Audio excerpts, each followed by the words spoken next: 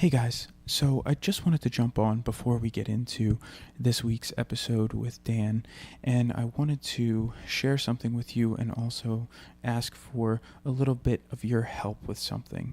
A little while ago, I launched something that's called a Patreon, where people can come on and give a monthly donation of any value to support the show and support the Do It For Yourself podcast.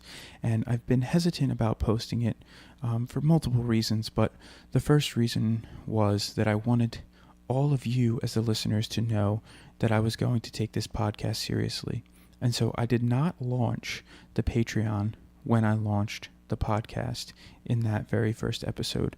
I wanted to wait until I had multiple episodes already uploaded and you got a chance to get to know me and get to know how this show was going to be before I started to ask for your support. And so here I am now, multiple episodes in. I'm not even sure off the top of my head how many episodes in we are, but I am asking for your help with whatever you can spare to support this show. There are costs associated with putting out this show as far as bandwidth and storage and all kinds of other things, equipment. So this is me just extending out a hand and asking you for a little bit of assistance in a trade for putting out this show every week. So if you could find it in your hearts to follow the link, I will leave it in the show notes, and I will also put it in the post that I put up on both Instagram and Facebook. I would greatly appreciate that. And now, let's get into the show. Our mission here, which is a lot of people haven't really grasped it yet, only being open for 6 months up here in this area so far, is that it's right on our wall over there. It says wellness is a journey, not a destination. So what that resonates with, people maybe not really understand it, but put it like this: people want that quick diet fix, lose weight fast, and this is a marathon. It's not a sprint, So it's a journey to wellness, and we're here to help you along your journey at whatever stage you're at. There's people. I thought a lot of people like, well, not the healthiest person. I'm like, you don't have to be healthy to like an acai bowl. It's fruit. I mean, come on, let's get real. Fruit, fiber, like you don't get enough fiber probably. Hydrating, it's gonna be hydrating. So like back to our mission here is that wellness is a journey, not a destination. It's right on the wall, and that's like our big point that I want the community to kind of get behind. And then our tagline, is taste wellness. So it's like, wellness, it does taste good. It doesn't have to taste bad. That is Dan Mckelvey this week on the Do It For Yourself podcast.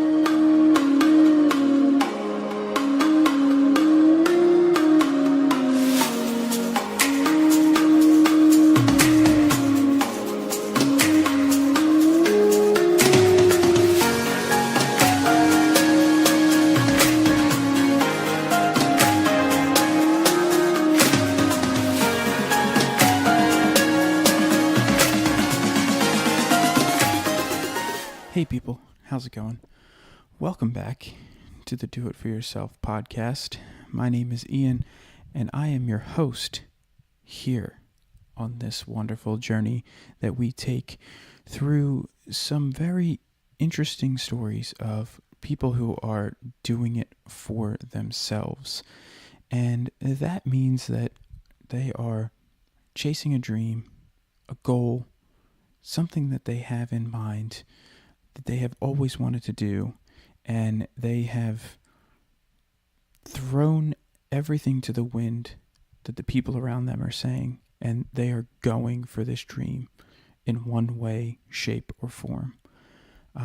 This week, my guest is Dan Mckelvey, and Dan has actually been in the juice and acai business industry for quite some time. He launched 2 successful juice bars down in the Baltimore, Maryland area, and there were some things that were going on that led him to actually making the decision to leave those 2 businesses, 2 locations behind, and moving up to the Hockessin, Wilmington, Delaware area to launch a new venture called Raw Essential.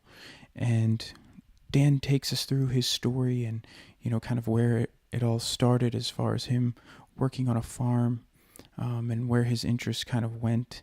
And it's funny because he actually spent a very good chunk of his time working in the casino industry and ended up walking away from a job there where he was making some pretty good money to start this business first down in Baltimore and then eventually up here in Hockessin.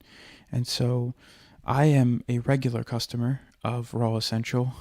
As I say in the interview, I do go there multiple times per week, and I really enjoy the atmosphere, the vibe, and obviously the food they have to offer at Raw Essential. So when Dan agreed to sit down with me, I was really excited to get a chance to open up the book a little bit more and hear about this journey of, launching Raw Essential. I knew that he had a business that he had launched down in Baltimore, and then, he had moved back up here, but that was pretty much the extent of everything that I knew. So I really enjoyed getting a chance to sit down with him and really hear about moving up here and launching this, new business and kind of what everything was like and what he learned from being down there that he could transfer, to up here, and some of the things that maybe necessarily didn't transfer. So I will let Dan tell the rest of his story here on launching Raw Essential. But I hope you enjoy this interview, and I look forward to sharing it with you. You cool then? Yeah, you ready to absolutely. start rolling? Yeah, I'm rolling. Yeah. All right, cool. So, I'm joined here by Dan, and Dan's the owner of Raw Essential. And in full disclosure, I probably come into Raw Essential at a minimum 3 times a week, I think. So it's, I would say, your main focus is probably the acai bowl. Yeah. And so when I found out that there was an acai place opening literally 5 minutes from my house, mind you, we're in the store right now, so if you can hear the blender in the background, right, it's live right now. Absolutely. So I was super pumped that an acai place was opening up right around the corner. Yeah.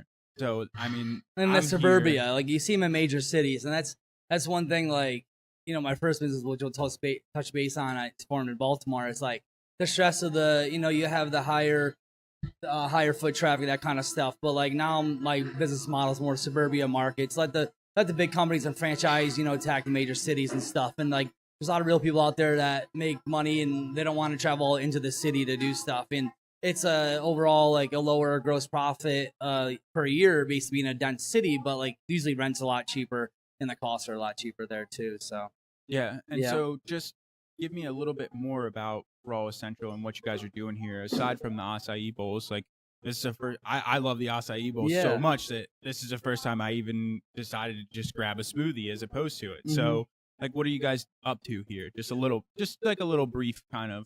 Yeah, overall, like I said, with a couple of stores I had in Baltimore, I was really like focused on like the cold pressed juice. That's kind of what I've been juicing for 10 years. My passion is definitely like the cold pressed juice, which tends to be like the lowest margin in this business, to be honest with you. So I was kind of happy. It was just like in a way that, smoothies and acai bowls are little bit better margin than like the organic produce cost of like squeezing out all the juice and from the fiber. And you have a lot of all that fiber, so it's just kind of like you're just getting the net weight of the juice. But anyways, acai bowls, they're just like the biggest hit right now, and they're so versatile. Breakfast, lunch, or dinner, small snack, and they're just so filling. It has all your macros, 500 calories per bowl. I get that a lot, and that is what you want for a meal. You want to eat 300 calories for a meal and feel hungry an hour or two later? Is like, I don't think so. That's why I went with a bigger bowl instead of. I could definitely offer a 16-ounce bowl, but the bigger bowl, I figured people get used to it eventually, and they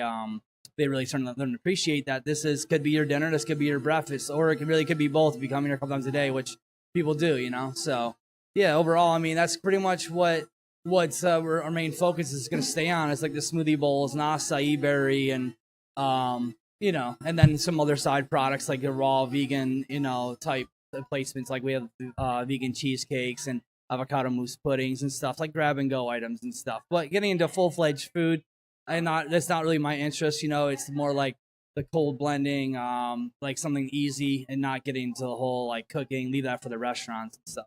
Yeah, absolutely. And the bowls, I mean, the bowls are filling.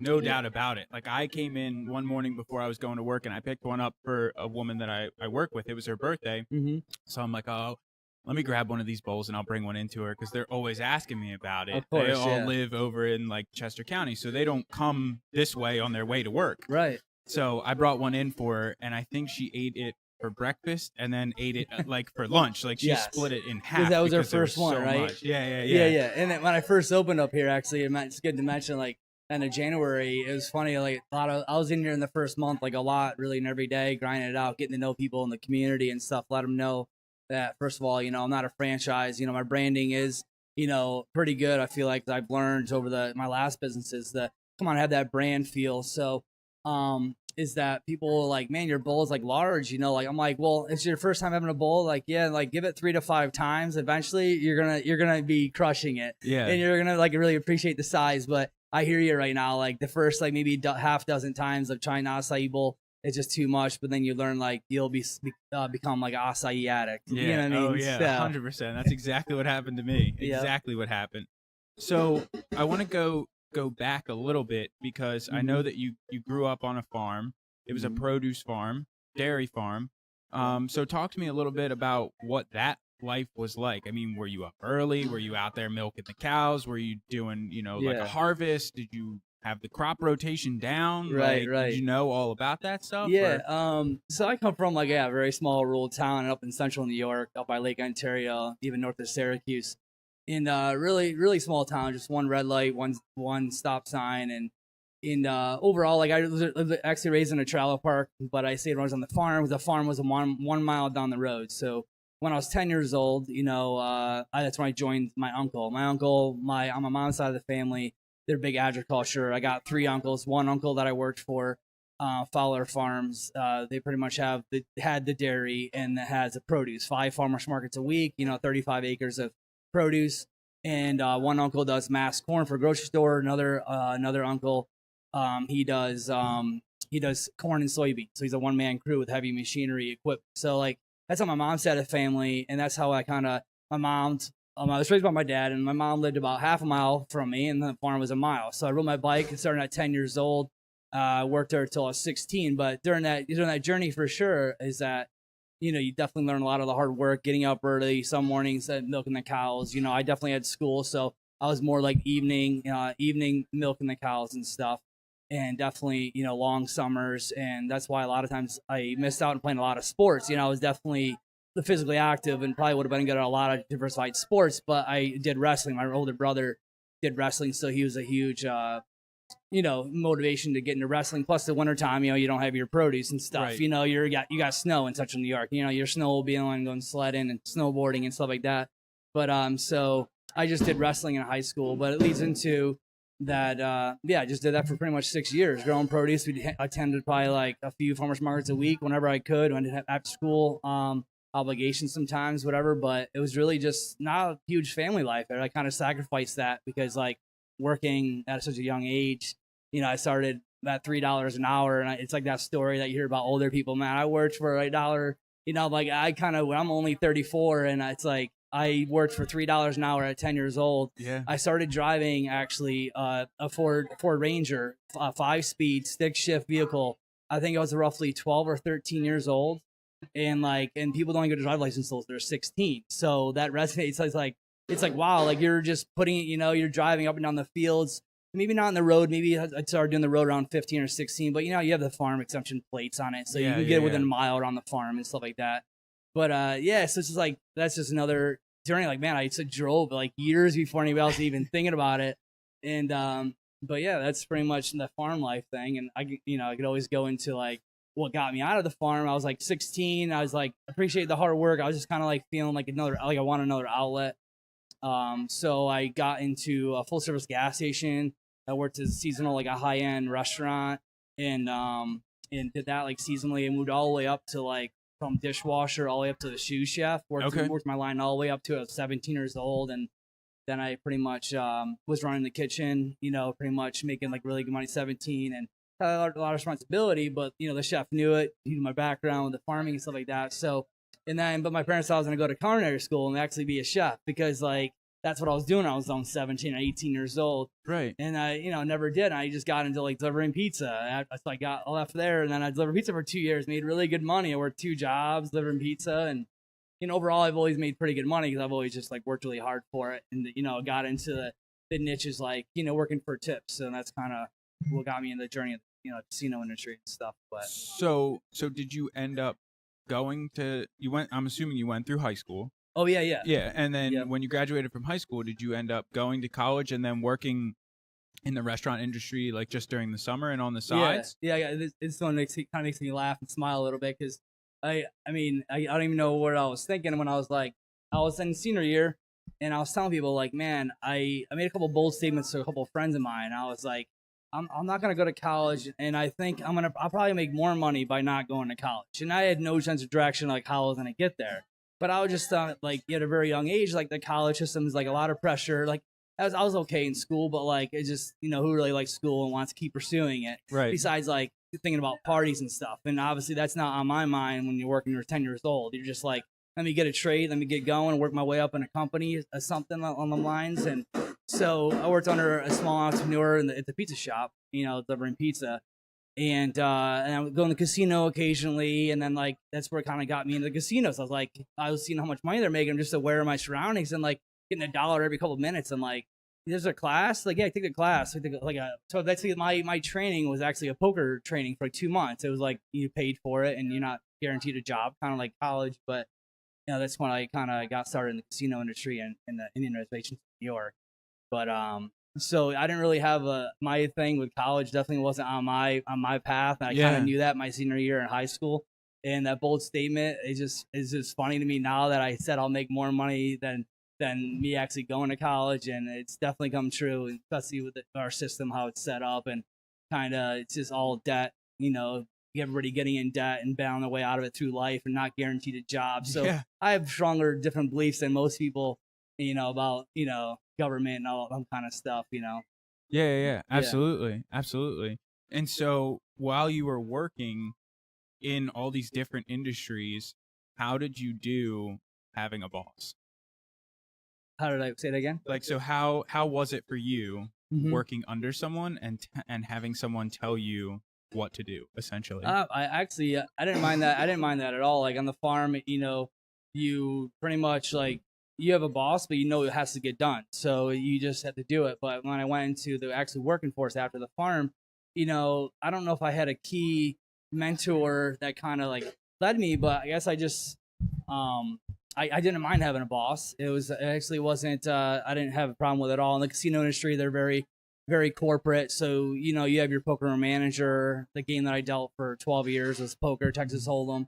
And like you have your poker manager, but like you kind of feel like it's kind of like an independent, your own. You sit at a poker table with 10 guys or less, and you're pretty much the middleman. Like you're running the game for them so they can enjoy themselves, and they're taking money from each other. And pretty much like I felt like my own boss at the poker table. Like I'm working for you guys. I'm gonna get them tips, and even though people I have pit bosses watching me, make sure I'm not like stealing money or I'm not making mistakes on the game, which happened rarely, But so I just kind of never had to always work along a boss or other people. I just kind of ran my own game. I think that's why I enjoyed that business so much, is the casinos, because you felt like you're running your own poker game. Now, do you have like one crazy story that you can think of from the casino days? Because I went to Delaware. I've been to Delaware Park a couple times. It's right around the corner. Right. I mean, obviously, I've been to the Borgata, Harris, all the big casinos. But AC, over here in Delaware Park, I try and tell people all the time, like Delaware Park is not an Atlantic City casino. Like, and people don't realize that, but like, one word is old. It's an interesting place, and like I have seen people like get in fights at the blackjack table and stuff over there. So like, can you think of one off the top of your head that you had while you were dealing? I don't know. Honestly, like I said, I haven't been dealing for 4 years, and just with compile of like living in Vegas, having like the really crazy experiences, dealing to like really famous people like Larry Flint, Doyle Brunson, Phil Ivey, all the name pros.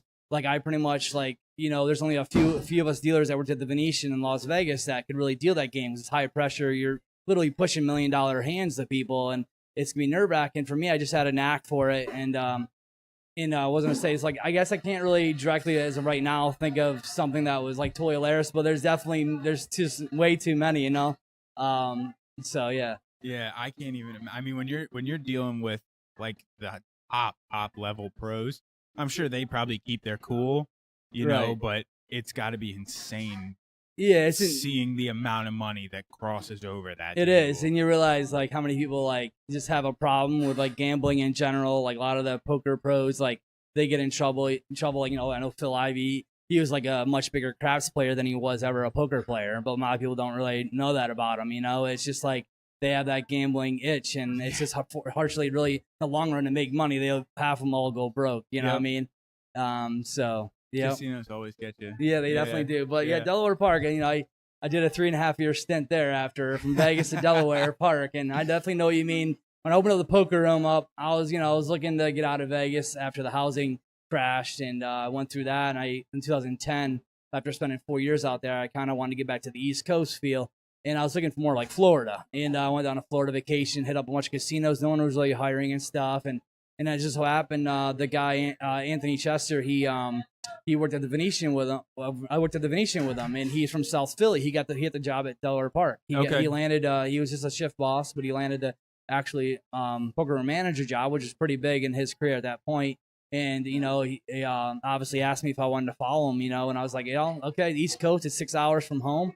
Delaware seems pretty cool, close to Philly. Like everybody says, you're close to Philly, Baltimore, the ocean. New York City, and all that good stuff. So it's centrally located, and so I was like, yeah, why not? And spent 3.5 years there. And but the poker room, I didn't really know what to expect, but it's just very old school. Like you can tell, I don't know why they don't update it. It's not like they're not making money, but who knows? Yeah. So now talk to me a little bit about how you got into like the juicing and the smoothies, because that's not. I mean, at that point in time, I don't think that it was that big. Like now you've seen a really big boom on juicing and smoothies and like juice diets and all this stuff and detoxes. But at that point in time, it wasn't that big. So talk to me how you like a little bit about how you got into it. Yeah, so you have a story behind that too. It's like with me, when I'm going through life, I felt like I was always kind of ahead of the trends. Just go back right at the poker. So when I was only 18, I started dealing when I was 19 and an Indian reservation, so you can gamble 18 and over. So I started dealing at 19. Poker didn't blow up until Phil Ivey won the World Series that year, and that was in 2005, 2006. So I was in poker 2 years before it got big, exploded, and that's how I kind of explained like that was like one stepping stone in my life where like I got ahead of the curveball. And then next thing I started, and I was living in Vegas from 06 to 2010. It was about 07, 08. Besides very unhealthy lifestyle of drinking every day and in bar food and stuff, I really started going to the juice bar. My thing was a carrot and orange juice. 50-50 with a wheatgrass shot. Did that like 4 or 5 days a week. Popped in the, might have been a franchise like Jamba Juice. I'm not really quite sure where he was. I was going all the time. But then I, found a Whole Foods in Vegas and sells the flats of wheatgrass. I bought myself a Mega 8006. I had that thing for so many years, and that was really the thing that juices up the best as far as that leafy like wheatgrass. It's a special kind of juicer, but you can juice anything through it. So I started doing my carrot juice a lot, carrot and beets and apple juices, and I've pretty much been juicing for like 10 years. And but it was on and off, never consistently. Like it wasn't like every day for a year. It's like I'd do it for a month or two, fall off for a month or two, get back into doing it again. Ebbs and flows to like the juicing, and that's kind of like when I moved out of Vegas, I kind of reunited with like trying to get healthier again now and get out of that fast-paced lifestyle that Vegas sprung.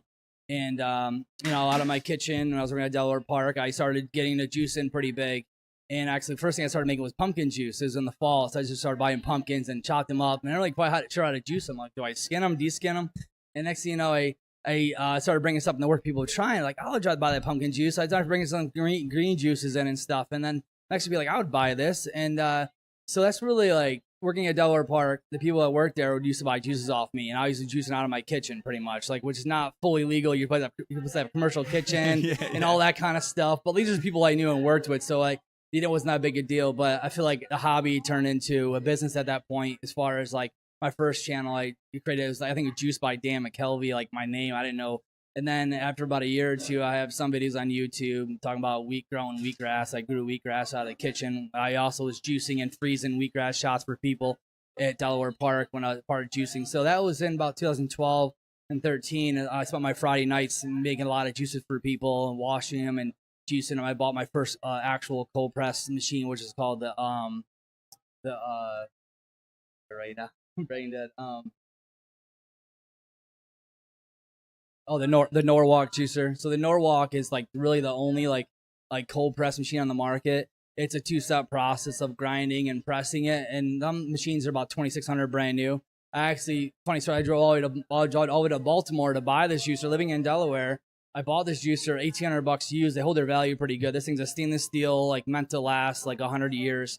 And the whole Gerson therapy, if you're really looking into like Gerson therapy, they use their Norwalk machines to heal cancer patients and stuff down in south of San Diego in Mexico. It's called the Gerson Therapy Clinic. So that's how I got into like doing like really the cold press is what allows you to juice it and bottle it for 4 to 5 days. If you use like I was using before that, I had a centrifugal juicer, which is like a fast spinning basket that people make. That's a Jack Verlaine. Like that's like the cheapest juicers are like all the basket round things. And you have a lot of wet pulp and they're meant to like drink within 20 minutes, juice it and drink it. But the cold press is the thing where it maintains the enzymes and nutrients and stuff. So I knew making that investment, even though I do it on my kitchen, I had some, a few people that are just going to buy juices off me. I really enjoyed doing it. So let me buy this $2,000 machine. And then after that, with Delaware Park, working there, Maryland Live Casino opened up and I moved down there. And then I could kind of continue to, people found me on Instagram. Actually, it's one woman lived in Columbia. I think for about 2-3 months straight, she did a cleanse every 2 weeks. I must have sold her about 6 or 7 cleanses. And I was like, I just had the nice bottlings. I started working on packaging. So it was a 3-year journey of like actually like making it home and like learning my stuff. Like I didn't go to school for nutrition. I didn't study this stuff. And so it was like watching a lot of documentaries, reading the China study, which is the most comprehensive study in the world, studying the different cultures and over in Asia and stuff like that.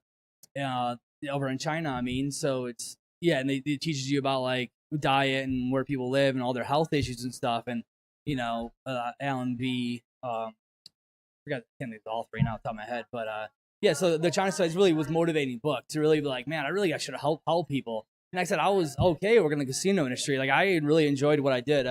Most people that start a business, I feel like they are kind of like, man, who wants to work for the man? I want to be the man, Right. Yeah, but me, I was like, I enjoyed what I did. I just kind of was like that inspired to really want to help people and make a difference with the fast food chains, getting bigger and bigger. And it's just like no one has such directions. Like you just getting convinced, and there's like no healthy options in general. So that's what kind of pushed me to Now going off of the juicing and the smoothie thing, I was actually knowing that I was coming here to talk to you, and you would probably be able to answer this pretty well. Yeah. I heard this, and it wasn't the first time that I heard it, but I thought that it was timely that I had messaged you about coming to do a podcast, and then I was listening to another podcast, and I heard somebody talk about this. So I want to get your opinion on it because, like I said, I know that you have the knowledge base. So this person said that getting your fruit basically through a smoothie or a juice is quite possibly the worst way you could get it because of the process that it goes through. Now, basically, like, putting it in a blender and blending like masticating it into a pulp and stuff. Right. And they said that that's not a good way to go about it. It was so. Why did they say that wasn't a good way? Because juices and smoothies are different. I've heard that argument with juices because you're removing the fiber and stuff. But it's crazy to think that you're doing anything wrong. Like it's actually way better to blend like smoothies because that blender is acting like your stomach. That's masticating. That's blending everything up so it's easy digestible. So it's less energy spent on your digestive system to break it down. And you're still getting the fiber because you're taking the whole piece. Like, so if you cut up an apple and you put it into the smoothie, you're still keeping the skin on the apple. That's, so it didn't make sense to me, but I was wondering if you had heard the same thing. Of course, I've been hearing that. Yeah, that's one thing I had that question a lot in Baltimore when I first opened up, and the juice bar being so new on the East Coast, like being really one of the first juice bars, and a lot of people doing acai bowls in Baltimore. I had all these hard questions, and it made me a better person to answer these questions. Some knowledge I knew, some I strived to get the answers. And my interpretation of like juicing and stuff, that's where it kind of gets the bad rap that that you shouldn't be like juicing fruits, you should be eating them whole because Mhm. your body is designed with insulin levels to spike up. The fiber slows all that down and digestive tract. Right, But right, the right. real thing about people to understand about like actually juicing is that it's not really a meal replacement. So you still got to eat your fiber, and there's a lot of places you're gonna get fiber in your macros from. After all, juice is just a concentrated dose of micronutrients. And that's what I've always kind of been telling people is that think of it as like a multivitamin, but like hyped up. You're talking about what plants, like living plants, been juice. So, and the thing is, when people do, I've actually inspired quite a few people to buy juicers and start juicing. And guess what they start juicing? They start juicing apples and peaches and pears. I'm like, did you put any greens or cucumber, celery, nothing there? Like, no. I'm like, and I would be straight up with them in the beginning. This is like even before I even started my first business, I just knew that like being more like 70% vegetable and 30% fruit when it comes to juicing is important. I'm like, you're just spiking your insulin level up strong. I mean, sugar is sugar after all in a way. Right. That's the biggest misconception, but there is different quality of the sugars that you're ingesting, and no one can argue the fact that plants have the best sugar source. Your body wants to burn sugar and carbs. I mean, that's right. You know what I mean? So And there's a world of difference between eating a mango and drinking a Coke. yeah, Like yeah, I understand sugar is sugar, but like yeah. high fructose corn syrup and all the other shit they put into Yes. a Coke is a whole Right. lot different than eating a fresh mango that you just cut Right. up. Yeah, Yeah, my only thing would say like misconception with like juicing, like I've never been a big fan of actually orange juice, like just straight up orange juice, because like people in America, I feel like they buy the orange juice and yeah, it's simply like orange juice, nothing else in there, but it's been obviously pasteurized, so 130 degrees, you're kind of cooking off all the nutrients value.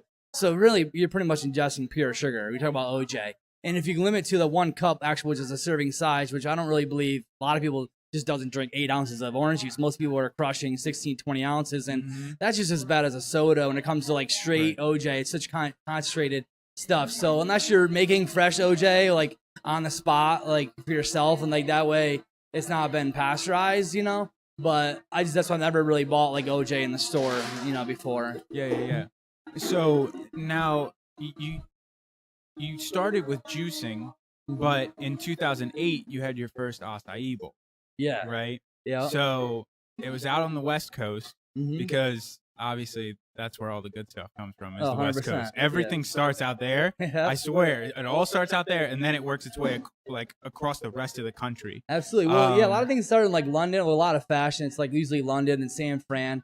I think a lot of food trends. They definitely. I'm not really never been to London before, but I know San Fran is probably like the first place you'll probably see anything that's new and innovative and stuff. And That's because they got Google and everything else yeah, out yeah, there. right? Yeah. Like the king of innovation. Yeah, absolutely. Yeah, yeah, living in Vegas, obviously San Diego being a short drive away, enjoy going to San Diego for a few trips. And I was into juicing, so I went to the juice bar, and guy was like, "You want to try an acai bowl?" I'm like, "Acai? What do you just said?" He's like, "Acai," and I'm like, "I tried acai bowl." I'm like, "Yeah." And then since then, I was hooked. I mean, that's like 10 years ago, and it's so real to me that now, like, almost every day people walk in, if I'm in here, and I can just tell by their smile on their face whether it's their first acai bowl experience. And that's really like why I'm in business to enjoy people's like first reactions. I know what that was like back like 10 years ago. Now, when you had it for the first time, this is like I have 2 questions here for you. So when you had it for the first time, the first question is, did you didn't have any of the businesses over here in Baltimore because you were living in Vegas, correct? Right. So you didn't have this. So when you did have that for the first time, did you know then that like you wanted to bring this to the East Coast and try and start a business, or honestly, like you just loved it? Yeah, I mean, I loved it to a certain extent that I didn't know where to buy the acai. I didn't make it, so probably I didn't start making the acai bowls until I moved to Delaware. So my timeline is 2006, 2010 in the casino, and that's when the acai bowls in 2008. Moved to Delaware. I focused on the juicing, and then I kind of almost forgot about the acai bowl thing, to be honest with you. And then when I started looking at like potentially making this a business, probably in 2014, 13 is when I really started like what am I going to offer? Like, you can't just be a juice bar and sell juice. Like, that just doesn't sound like a solid business plan to me. So I was like, you need to do smoothies. And I know and then that kind of reunited with the whole acai bowl. I can't believe I forgot about it, like how good it was. But, you get busy in life. So yeah, I started making them again about 2014. And that just came at a fitting time that, you know, I put them on my menu when I opened up my first business there, you know, Pure Raw Juice. And, you know, for the first 6 months, I opened in January. And I think it took till maybe June, maybe May or June, people started coming in slowly, knowing what they were and started ordering them. And I used to get so excited about making them because, you know, the first said 4 or 5 months, it was very much making just the juices and smoothies for people. People didn't know how to pronounce the word acai, let alone like, wow, they want to try it. And I didn't know much about business at the time, so I wasn't even like thinking to sample this stuff. I should have been having that stuff sample on the counter and got people hooked. And that definitely would have worked, but I didn't think of that. I can't claim that I did. I never really got into doing sampling until when I got a little more well established. But like people started getting them, and they kind of turned into like, what is that? You know, what does he have? And it's like, I'll take what he's having type thing started happening. The next thing you know, it just like blew up. You can't stop people lining up at the door before you even open up to get these acai bowls, and I'm like, this is crazy. So I'm like, and then the juicing progressed and stuff, but quickly the acai bowl is 50% of the business, you know. And they're slowly learning that juices are 25 and the smoothies are 25, and that's pretty much like the breakdown. And when it comes to like the juice bar atmosphere, and when you're doing specializing in just acai bowls, a lot of people like said do offer them, and they're like in a cafe setting where they're doing like eggs and like breakfast joints and like or just cafes in general. But like to specialize in like what I do, that's why you get the better quality. You know, if you ever had an acai bowl at any place that does a bunch of food in their menu, usually it's not going to be the best quality bowl because like they're maybe making only 1 or 2 a day instead of making 100 of them a day. Right. You know what I mean? So yeah, absolutely. Yeah. And so just kind of talk to me a little bit about starting that business down in Baltimore, because even in 2015, I still feel like this was a relatively new trend. So you kind of mentioned it, that people were coming in and they didn't have any idea about it, but like talk to me a little bit more about that. Mm-hmm. Did you have an opportunity to kind of like educate people, even though you weren't kind of business savvy enough to offer samples? Like, because I know how it was when you first opened here. Like every time I would come in, you were here. And you were always talking about the acai and how yours is like the frozen blocks, and like, you know, like you were doing education here. So were you doing that in Baltimore? Yeah, as it well? definitely was. Like once I got my bearings and started hiring employees. Like I said, I remind you, I was only open. When I first started, I was only open 6 days a week, 7 to 3. So that was pretty much all me. My girlfriend, unfortunately, was like a RN, so she worked like 3/12. She had 3 days off a week to help me out when she could. But still, you're like when you're by yourself solo, I don't have a best friend. I don't have no one to help me in this business.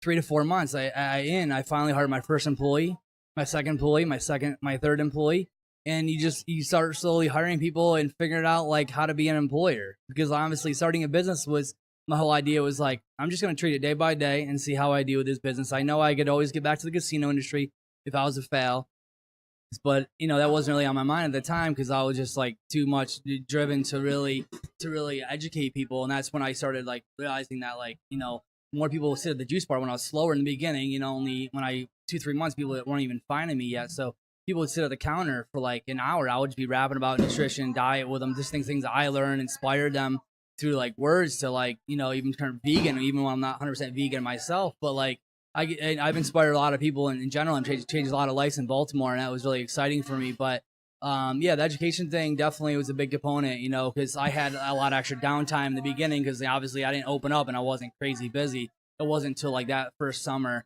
and I started getting a little bit of brand recognition, you know, and an acai bowl thing. Everybody wants to tell 10 people about the acai bowls, you know, so that's kind of blew up. But going back to the real question, like how you said how I started it was, we found a mixed-use property in Baltimore, and I was looking on the other side of town in Baltimore, in Canton or Fells Point area. And it was a rehab house that just recently got flipped, and we had to still build a residence upstairs, maybe a juice bar downstairs. And the real estate agent came along, was like, I have a property over in Federal Hill that just came on the market. Girl flipped it, you know, really nice 700 square foot high-end type apartment upstairs, a juice bar. I mean, downstairs used to be like a coffee shop, ice cream parlor for like 40, 50 years. So it was grandfathered in because it reminds you, like I started on a one-way street. If you look at the address, you know, on Riverside Avenue, it's a one-way street. It's very tight. It's a residential neighborhood. You're not going to find businesses on these blocks. There was a church across the street. That church didn't have much of an impact. A lot of churchgoers, honestly, I didn't get a lot of their business, but it was just like, I didn't have a lot of signage. I mean, it was really much like Yelp that kind of, really catapult people coming to Baltimore and searching for like vegan and acai bowls and like them are the tags that you find on Yelp to find like juice bars, like, you know, Pure Raw, just my first business. But, with the building, I got a chance to buy the building with my girlfriend, with her help. Obviously, I couldn't afford it on my own. You're talking about a $400,000 property, and so you're kind of going all in and remotely in a way, because like I still had my job in the casino. We closed on the house of June of 2014, and over the course of them 6-7 months, that's when I did the full build up myself. A lot of people don't realize that. There's another thing that you're supposed to pull permits to do building and this and that. But I mean, I built that bar. I redid the bathroom. That was a lot of labor, sweat with no one's help, and even electric work to the panel to put new outlets in, build that bar. So everything that place is something that I fully built, not just the company, the brand, but actually the physicality of like this storefront, which is like, it's pretty cool, but I kept my cost savings down big time. That's my whole point. Oh, I'm sure. Yeah, I'm sure. Because going into something like that, yes, you're going all in, but like you don't have the money no more. You Yeah. also want to kind of play it. I don't want to say play it safe, but you want to try and save where you can save. Yes. Not like be cheap, but if you I was cheap. If you could put the bar in yourself, Right. like then you put the bar in yourself instead of hiring somebody to come in and do Yes, it. exactly. You know And what I the mean? know-how is like you can find a lot of things on YouTube, like how to do in stuff. 2014. I mean, yeah. Yeah, YouTube was well established Right. by that time, so you could probably figure out how to hook up the whole electrical panel at that Yeah, point no, in time. exactly. The only thing I hired a granite company, so I was definitely scraping and did it cheap as possible. But when it came to the countertops and stuff, I did hire the professionals to do the granite countertop install and stuff. But yeah, I mean, overall, yeah. It's got to be crazy, and there has to be some dark times that were also involved in basically putting, no pun intended coming from the poker, but putting all your chips in one literally. hand. Yeah. Going all in. Yes. And I love that term so much. Like I said, that was my environment for 12 years. Was like people going all in, like every other hand, And but yeah, I mean, it made it easier once I owned the real estate and the pressure that my girlfriend at least had a decent job, and my boss was unfortunately nice enough to give me a 30-day leave of absence. So I remember going in the office asking for the 30-day leave of absence for my backup plan. I'm all in. I spent the money building this place out, but I was always like, maybe I'll just run this place on my 2 days off. Maybe I'll try to get Friday, Saturday off, and I'll be like a weekend juice bar. I really didn't know, but I was thinking it was like my fallback plan. So I always was thinking like the worst case scenario. And sometimes in business, you always have to think about that. So I was kind of like, when I think of the 30-day, but after 2 weeks, honestly, like it only took me 2 weeks and I wasn't killing it, but I just knew that like 2 weeks, I went back in the poker room. I said, I'm not going to be coming back in 2 weeks. I'm giving you my 2 weeks now. Thanks for the 30-day leave of absence. And they weren't fully happy with it, but in general, they gave me a 30-day absence. I would have to do after just 2 weeks of having 2 week pretty much vacation. But then 2 weeks very much like being there every day and opening the juice bar. Yeah, but that was probably 2 weeks without pay too. Oh yeah, it definitely was. Yeah, and every dollar went. Every dollar mattered for sure. And I guess being in that environment of the casino industry, I'm definitely a risk taker.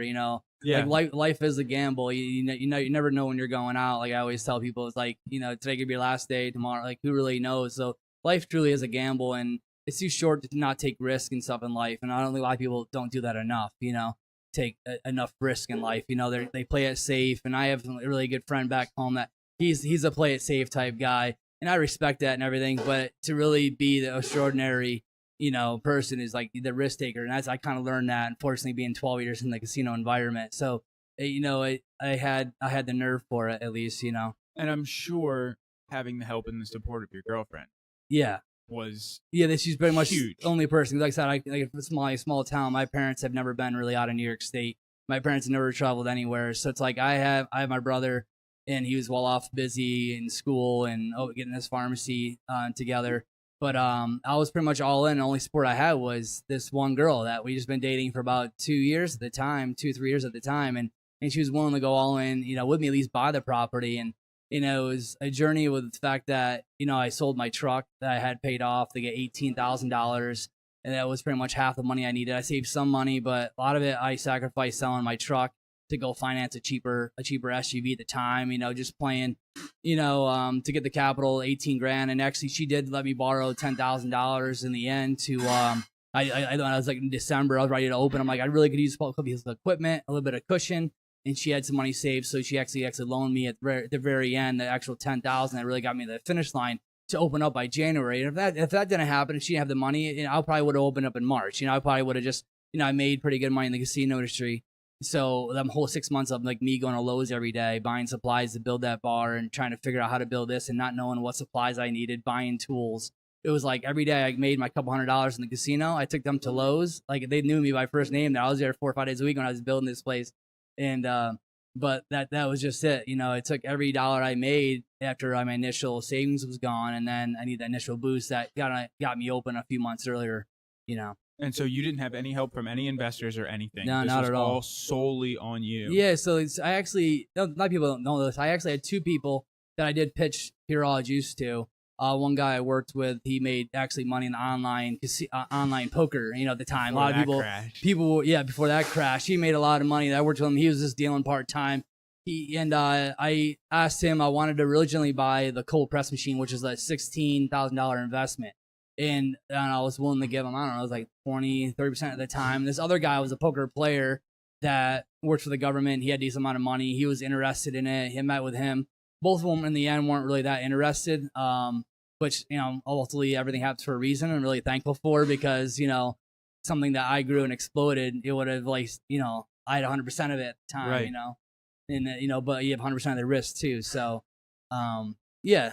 And so you took Pure Raw Juice and ended up building out not only that location that you initially started with, but then you ended up opening a second location while you were down there. Yeah, and that leads into the investor standpoint that we were just mentioning. So 1 year in, I was about 8 or 9 months in. I was kind of like, I was doing good, but the city was wearing on me already, because like being a country boy, like I really just didn't like being in the city.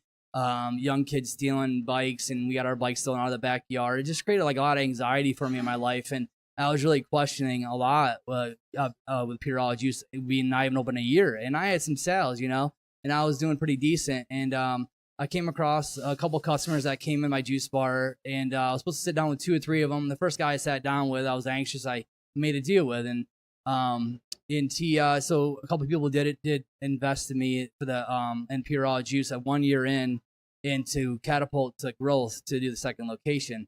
And so that's pretty much where I got the capital from that. We got a loan for the second location, and then hired more of a contractor. I did some of the work, some of the reclaimed wood on the walls and that kind of stuff. I did do a decent amount, but we definitely hired professionals for the second location. It was, you know, wasn't my building to do the work. Right, you know, at that point you got to follow the system with the permits and the process and stuff you have to go through.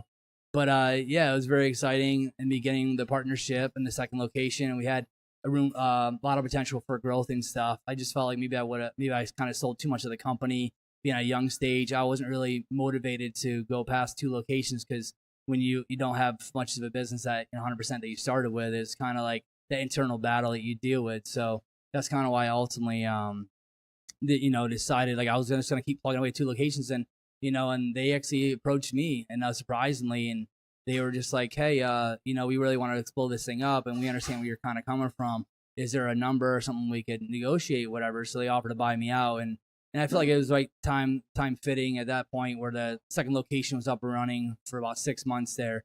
And so deal was struck to buy my baby, my first business off me at a 2-store location, and they bought me out totally, and in August of last year. And now I knew immediately when I sold the business, I wasn't sure if I really wanted to get back in the juice bar. I was thinking I New York on Main Street potentially, but I was weighing my options and sat around for a couple months, not him and hawing like what to do. But I was like, ultimately, I'm like, reading books and stuff, and inspiring like what you're great at, you should be doing and stuff, inspiring people and knowledge and that kind of stuff. So I was like, man, I'd be stupid not to get back into this. I mean, I know all the vendors, I have all the know-how in my head. Like, and that's pretty much what these people bought into that bought me out, is like, I set them up for success. You know what I mean? Like we built that up with a couple instrumental employees too. It wasn't, I didn't do it on my own by any means, but with the help of a couple of key employees that really, helped the business. You got to depend on a lot of people growing a business. And but yeah, I mean, that's what kind of happened overall with the journey down in Baltimore, my first business, and how I got to Raw Central today is that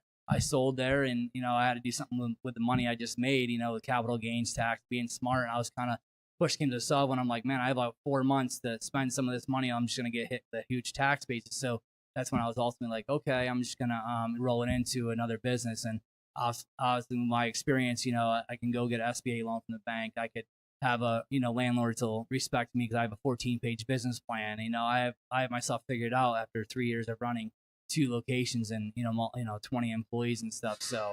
So, and you kind of mentioned it there a little bit, but I want you to talk to me a little bit more about how it felt when they approached you and they said, "Look, we want to buy you out." I mean, you called it your baby. Yeah. Right? So it is a very good question. You got to talk to me about that a little bit. And no, it's that sometimes it is kind of. I know for about a week I sat on it. It was actually I got the email before I went on vacation, so it was kind of the time.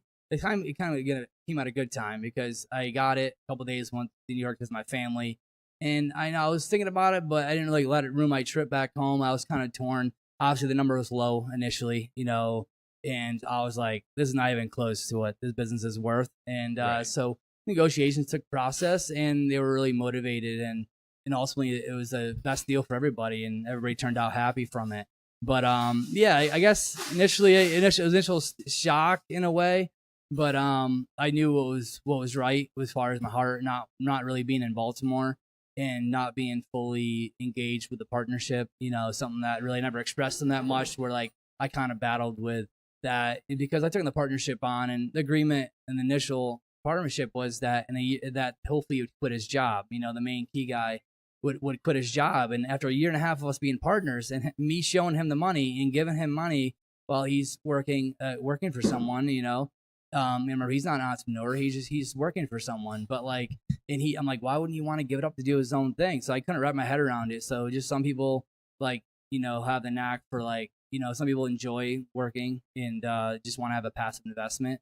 So at that point, I didn't know how I really felt about it being a year and a half. And if he would have quit his job, I felt like that would have been a turning point. We would have got to know each other a lot more. Right. We would have been in the trenches together. I would have taught him the business plan. We would have worked side by side every day. Just like a key manager, Adam, he's like the main guy I found about 6 months in, August of 15. Like he's still with Purologist right now. He was very much like a partner to me because he was in the trenches since like 6 months in my business. So he was like instrumental guy where he had the first location like up and running without me, and I could trust that. And then when I worked on the second location, I maybe went to my first location once a month to check in because I was that comfortable with him, running it. And so he's more of a partnership to me.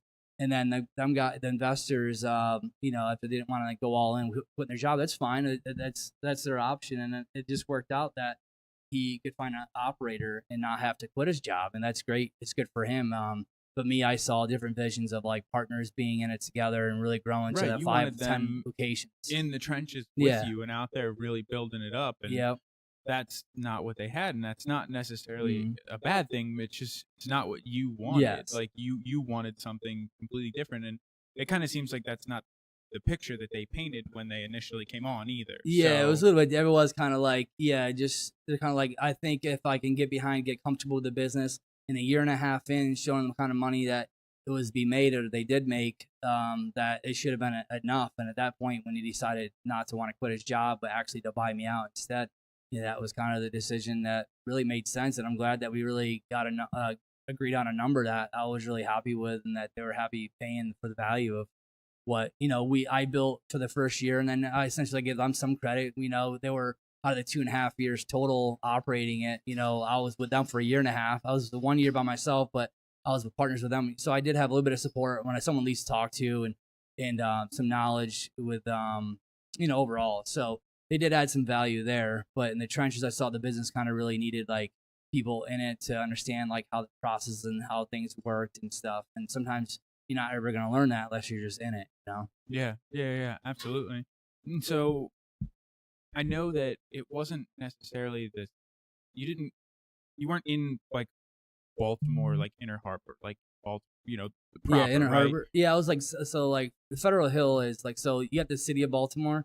The Inner Harbor is like south of the city. Right. Federal Hill is almost like a kind of like an island thing that's split on its own. Look, this point in Federal Hill, there's only like, you can get there off 95. It's really accessible, but it's a really good area in Baltimore, pretty much. Like, so did you have a lot of like foot traffic? Like you would in the Inner Harbor, because I mean, like when you're walking around the Inner Harbor, like especially over by like it's all very touristy and all that. Like it's really touristy. You have a lot of foot traffic, people coming. So it's not that crazy. So foot traffic would be people walking, dog walkers, people walking their own dog, people Like I said, it's one way street on a corner of another street, and it's just really the people only the people that see that live in them couple blocks. It really just got the word out through social media and people telling people. But the walk-in traffic is not really it's not that big. People walk from the Inner Harbor down Federal Hill Park's on top of the hill there. You can overlook the Inner Harbor, beautiful setting. And Riverside sits between down the road from Federal Hill Park. So people took the walk from Inner Harbor sometimes, like tourists would. Like we just walked all the way from Inner Harbor from our hotel. I'm like, that's a great walk. I mean, they're fully encompassing the healthy lifestyle. You can tell they're active and they're walking a 30-minute walk to come to the juice bar. And the parking was really tight. And I mentioned, like I said, these are people that are hardworking people that live here in the city, and I had to compete with that. During the week, it was easy. Everybody leaves the city and they come back in the evening. So parking always got really tight in the evening, and then weekends, I don't know how we had to really line out the door. I don't know these people parked. I mean, they blocked traffic, and I thought it would be kind of a pest to the area, but the community really embraced it. And I brought a lot of volume into that area, and I thought maybe, I don't know how I would feel if I lived like next to this juice bar guy, right, and this guy's bringing me like 100, 200 cars a day, like just in and out of my parking spot where I want to park. I mean, there's permit parking, but it's kind of open, usually in and out of the juice bar in 5 or 10 minutes, usually not going to get a ticket, but it was really an interesting situation setup. Now, so that's definitely different than where you are now. Yes. So were there things that you could kind of bring from your Baltimore location? Because the environment, from what I'm gathering in Baltimore, was still pretty different than where you are right now for Raw Central. I mean, there was street parking, maybe get some people walking in, maybe not. But here, you're not getting anybody who's walking in. I mean, there's no suburbia here. Right. There's like no walk-ins. You're not talking like row homes. Like, you have row homes where you have, I don't know what, 50 people living on one block, or hundreds of people living in, 1 mile. You have like so much exposure there. But here in the suburbia, houses are sprawled out and everybody drives everywhere.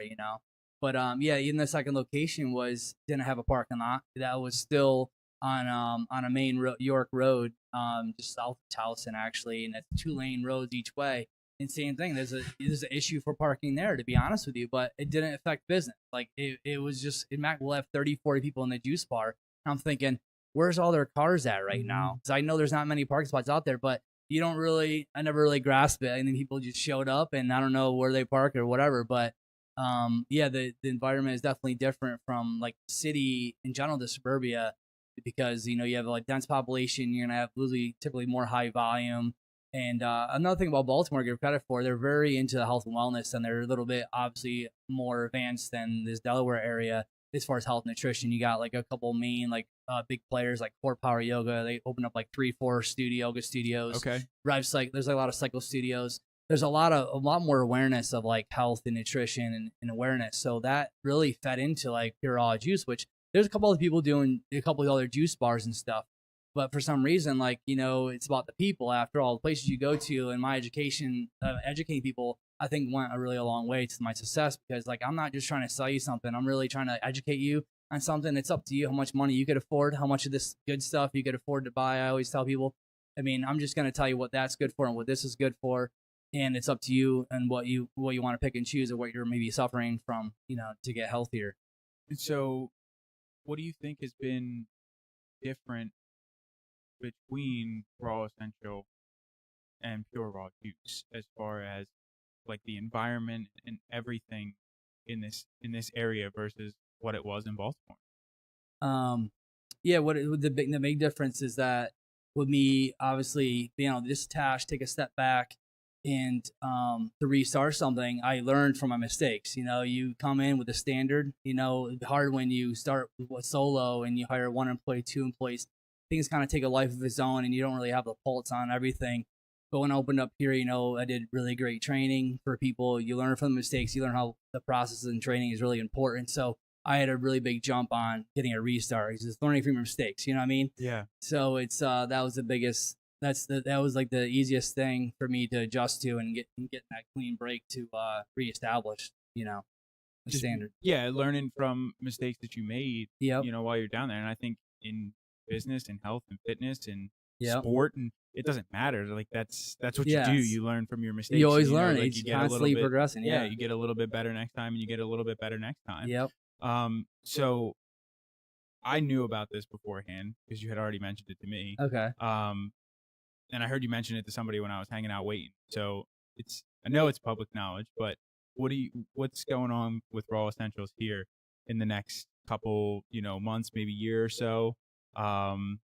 Yeah. As far as yeah, definitely looking to grow. I mean, that's one thing. It's exciting for me to, get my feet wet with the 2 locations in Baltimore, and knowing that this is an easier place to run a business. I feel like I found a lot better candidates for, and team members and employees here. Baltimore, I feel like it's really tough. Finding good people is really tough there. We got a lot more turnover and stuff here. Right.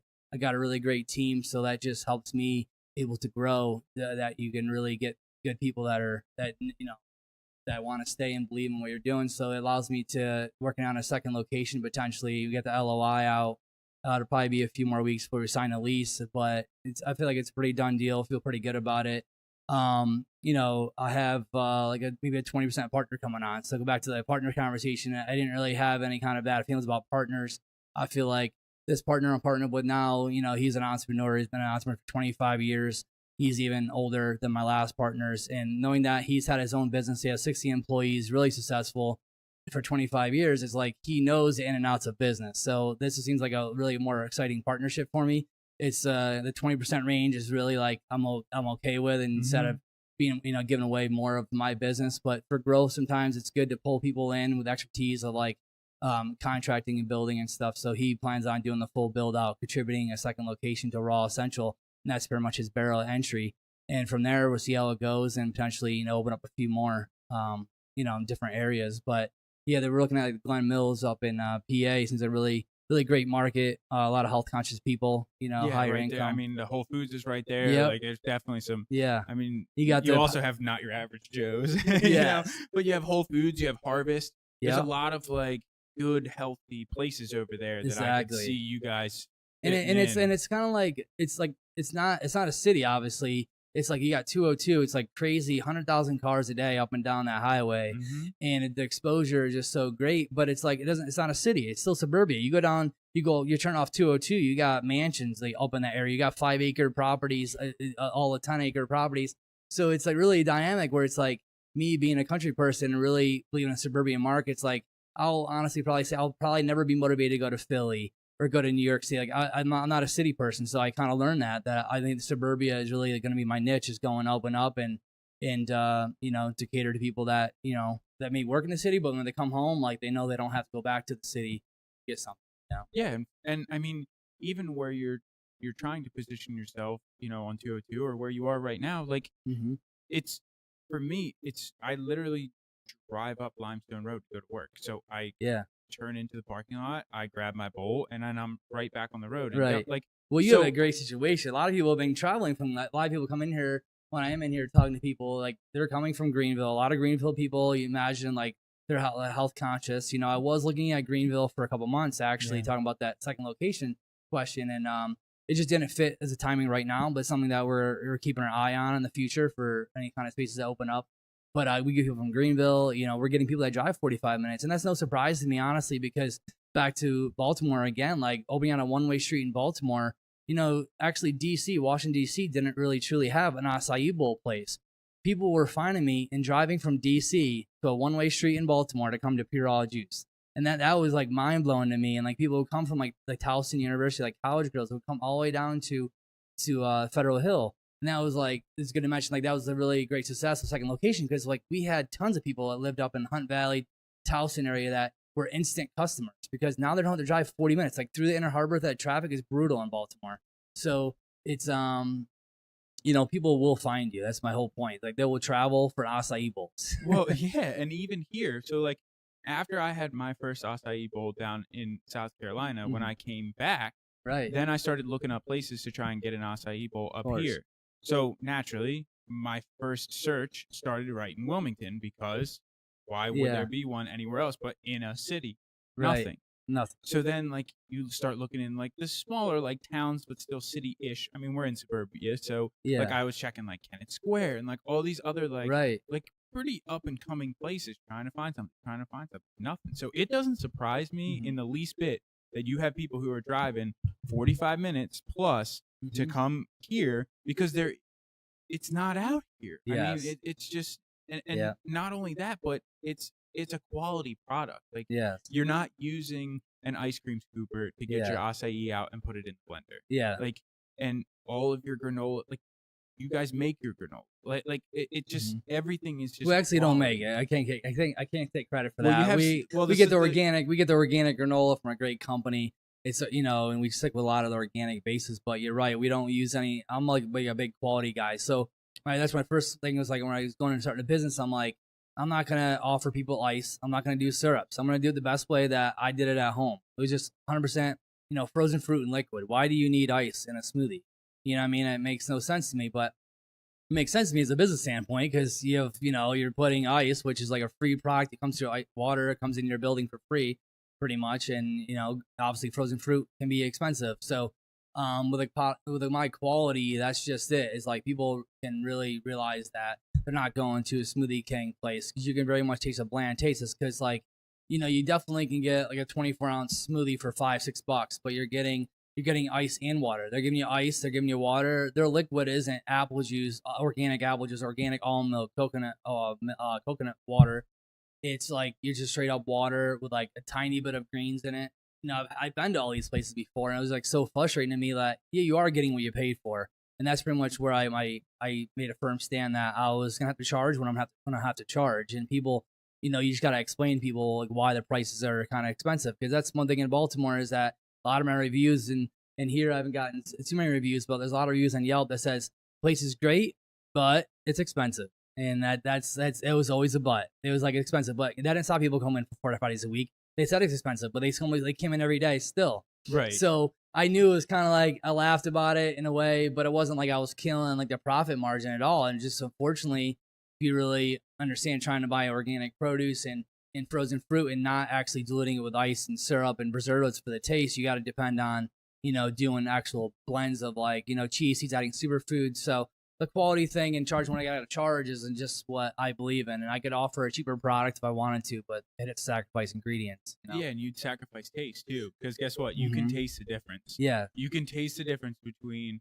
a smoothie from here and a smoothie from Smoothie King. Yeah. You know what I mean? I like to think so. and on top of that, like, go on the Smoothie King website and look at their nutrition information and look at how much sugar is in one of their smoothies. Yes. You know what I mean? Like, it's just, and that goes back to what we were saying about the juicing and everything. Just, and that's something I get guess what you pay for. Any listeners out there, it's like I get that question a lot over these like 3 years in Baltimore here. I get the whole counting calories and all the diets and stuff like that out there, but mainly when I was like trying to coach people along like with their journey is that tell people like, I get so basically the question is like, what's your sugar? What's the calories here?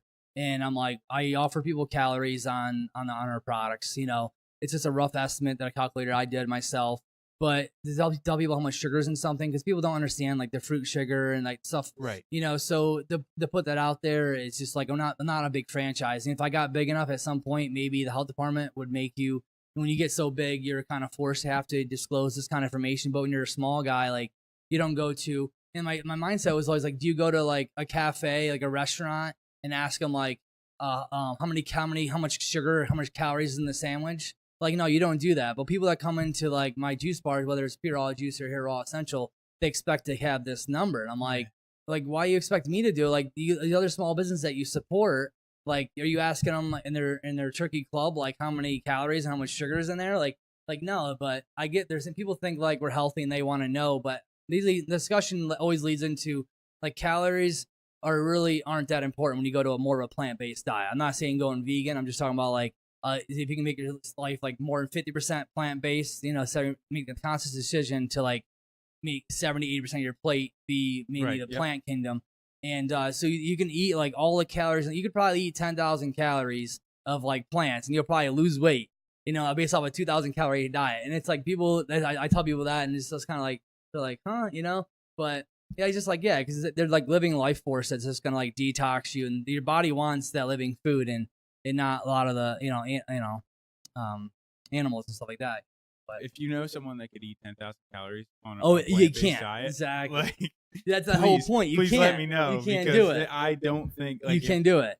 I just throw that number out there because it makes people think like twice. Like, man, he's kind of like he's right. Like, what calories are important. When I mention that statement too, I always actually do say I'm like the reason why calories gotten so important is because you're talking about man-made box packaged food in the grocery store. You need to know what's in there because that's man-made. Either they're putting like 20, 30 chemicals in there. You can't even read these names. And you kind of at least have something to go off by like, okay, down to the bare minimum. I know how much sugar's in here. I know how much calories in here. And that's great. But if you're obviously more in a plant-based diet, hopefully you're not stuck on packaged food. Right. I mean, packaged food is very important to like to how many calories you're ingesting and stuff. But when it comes to plants and produce in general, you shouldn't even have to worry about it. You know what I mean? You can't eat enough. Like when right. So like when I coach people or they ask me things, for weight loss, I always tell them, I'm like, greens, veggies, unlimited. Yeah. Don't count them. Oh, don't even put fruit. Them in your calorie Even fruit though. Doesn't matter. Try to eat 10 apples in one day. Try to eat like what I mean. It's the same concept, but like fruit, vegetables. But yeah, it's all But yeah. So that's good. Now, so my last question to kind of wrap it up with you is, through all of this, I'm sure through building out your raw juice and now building out raw essential up here, I'm sure you have a pretty good knowledge base of how to kind of get people to take that first step, right? So for you, what would be your number one piece of advice to somebody who's trying to do X, whatever it might be, whether it's start a weight loss journey, launch a business, do something for the first time. They've always said, "Oh yeah, I want to do X," but right. Never started, never took that first step. Right. What is your number one piece of advice for that person? Yeah, we'll hit up on two things. That the first part you said is like what I kind of learned building the stores out is that raw essential. Our mission here, which is a lot of people haven't really grasped it yet, only being open for 6 months up here in this area so far, is that it's right on our wall over there. It says wellness is a journey, not a destination. So what that resonates with, people maybe not really understand it, but put it like this: like people want that quick diet fix, lose weight fast, and this is a marathon. It's not a sprint. So it's a journey to wellness, and we're here to help you along your journey at whatever stage you're at. There's, people, I thought like people like, well, not the healthiest person. I'm like, you don't have to be healthy to like acai bowl. It's fruit. I mean, come on, let's get real. Fruit, fiber, like you don't get enough fiber probably. Hydrating, it's going to be hydrating. So like back to our mission here is that wellness is a journey, not a destination. It's right on the wall. And that's like our big point that I want the community to kind of get behind. And then our tagline, is taste wellness. So it's like, wellness, it does taste good. It doesn't have to taste bad. So that's part of the first question you're asking about, like what I've kind of learned from build outs, and that's the second part of advice about life in general is that really just if you put your heart and soul in anything in life, you can teach yourself like anything. And a lot of people think they have to go to colleges to get this information and stuff like that, but people just don't want to do the work and do the research themselves and read books more. Like something I really wasn't into a couple years ago, and now I've gotten into books and I realized how powerful they are. And while some of the richest people that I follow and mentor, like watch Shark Tank all the time, and with Mark Cuban, like he reads like a book a day or something like that. It's just mind blowing, and I understand why he's successful. It's like you learn the knowledges and stuff, but in general, it's like don't be afraid to take the leap. If you really are going to be passionate about something, try to turn that hobby into something you're going to enjoy doing. Because after all, like you got to do something you love doing. The whole cliche is. And even if it's not something that you want to turn into a business, like, so say you think that you want to turn it into a business and it starts off as a hobby. The capital or something or whatever, whatever it may be. But guess what? Then you might have a hobby you enjoy. Yeah. Like say it starts off as a hobby and it never launches into a business. Yeah. Who cares? Who now cares? You have a hobby that you enjoy. It's something to do besides watching TV. It's a hobby that you enjoy doing. Yeah. Right. And that's super powerful too. And sometimes that'll get you, your hobby will get you through your 9-to-5 job and stuff. And unfortunately, not everybody's working in the 9-to-5 job. That's like what they really enjoy doing. But they're so scared.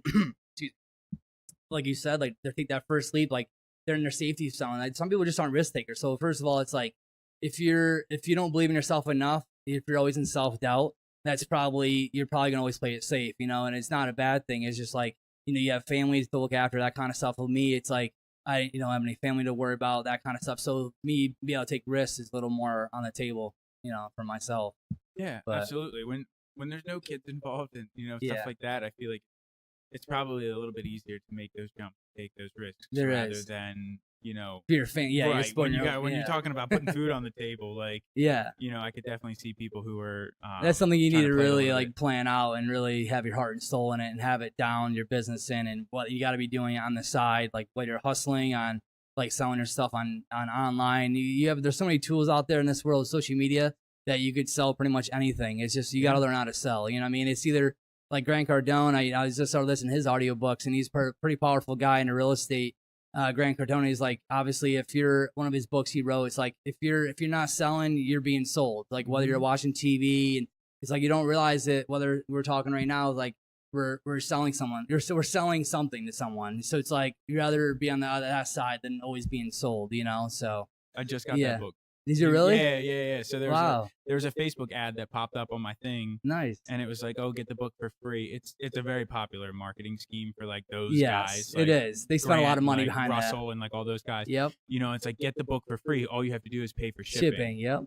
Yeah, I saw that. Shipping's like like somewhere It's between $10. like $5 and $10. I So saw you're like, that. all right, whatever. Like I'll get the book for $10. I don't care. And that's my big thing. Like, so between Tony Robbins and Grant Cardone are the two people that I really enjoy following the most, and I'm hoping in the near future to attend one of their events. They're kind of pricey, but if you need any kind of motivation in life, a lot of people, if you haven't heard of these names, like Tony Robbins, he's just like a guru when it comes to business, personal inspirement.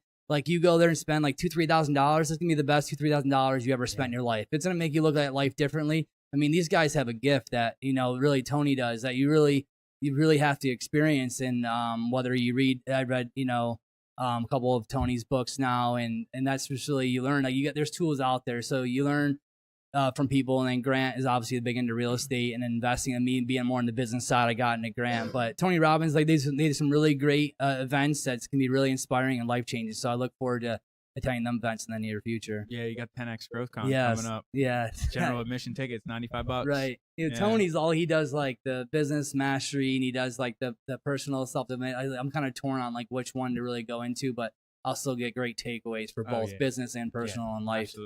Absolutely. So all right, man. Well, thank you so much for sitting down with me and doing this. Like, I really appreciate it. And it was cool because I come in here so often, and I mean, I support the business. I think I appreciate the support. And so it was really cool to sit down with you and kind of learn about the full story. Learn about everything like a little bit more. And then now, obviously, we get a chance to, like you were saying, put this out on social media, and you know, like now people from the area and people that follow you, people that follow me, like I've actually I've motivated people. I have some good friends. I just started Acai Bowl food truck in Maryland. Actually, I worked in the casinos for 8 years. I've inspired a lot of different people. Like this one guy worked with the casino. It's like people are afraid to take that leap. So the question you're asking me is like, how'd you do it? And they see me do it, like leave the casino chair, which is really good money. It's hard to leave good money on the table. And it's like, but people just get fed up, the negative environment of gambling all the time and stuff. But there's another guy started an insurance company with his wife. I mean, another guy started a vape shop, I know. And I feel like I had somewhat of an influence on them. They still notice that I did that. So it's great to kind of inspire people through a bunch of different channels, Yeah, for sure. So, well, I look forward to sharing it with everybody, man. Absolutely. Look forward to listening to it. And thanks. Yeah. All right, my friends. What did you think of Dan's story? What did you think about Dan's energy? I know that Dan was sitting right across from me while we were doing this interview, but I would have to imagine that you could feel his energy coming through your earbuds while you were out walking the dog, doing your cardio, maybe just sitting on the beach trying to soak up the last few ounces of summer that we have left here on the East Coast. Unless, of course, you live somewhere where it doesn't necessarily get cold. But I would love to hear what you thought of Dan's interview. I, as I said in the intro, really enjoyed having the opportunity to sit down with Dan, get a chance to learn everything that there was about, Pure Raw Juice and now Raw Essential, and everything that he kind of went through in order to build up not only one successful business, but two successful businesses that hopefully will continue to grow here in this area now. So I hope that you enjoyed this interview on the Do It For Yourself podcast, and I really look forward to having you back next week for another amazing interview.